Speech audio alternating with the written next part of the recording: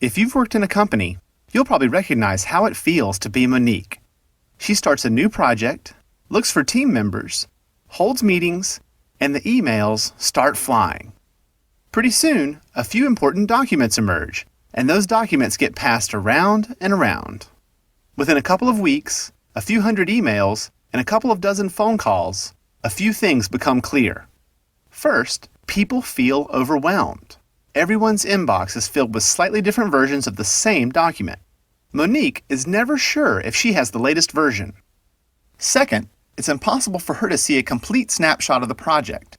Everything is spread across multiple computers, and everyone on the team has different information depending on who they talk to. Third, even though the project will impact other projects, there's no way to connect them. They're like islands. She spends valuable time trying to coordinate with other project leads and stakeholders.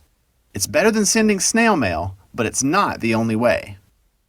Tools like SharePoint can take away some of the pain of collaborating and easily do things that were difficult before. Imagine this scenario. Monique starts a new project and needs to form a team. This time, she creates an online home for the project by starting a new SharePoint site. To help fill out the team, Monique identifies potential team members with special skills using search. Within minutes, she finds 2 graphic designers in the company and contacts them about the project. Once the team is formed, Andrea and Dimitri learn that they have more in common thanks to SharePoint blogs. Common interests in things like mountain biking help build relationships that create a solid team foundation. For this project, there's little worry about attachments and version control. SharePoint becomes the source for everything related to the project. All documents live in SharePoint, where there is only one version. The same is true for calendars. The team's shared calendar means no one has to guess about meeting times or due dates. Monique soon realizes she also needs budget spreadsheets and presentations. Instead of having to reinvent the wheel, she can search SharePoint for documents from other projects that help her get started quickly. The same is true for existing databases and networks within her company. SharePoint plugs into these systems, so Monique and her team can access sales data, inventory numbers, and contact information right from SharePoint.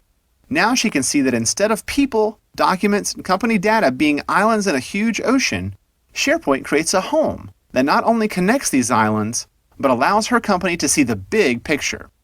Monique's memories of those pre-SharePoint days are still fresh, but now she looks forward to her next projects, even while she's taking a break on her own island getaway. Learn more at sharepoint.microsoft.com. Find more videos to educate your organization at commoncraft.com.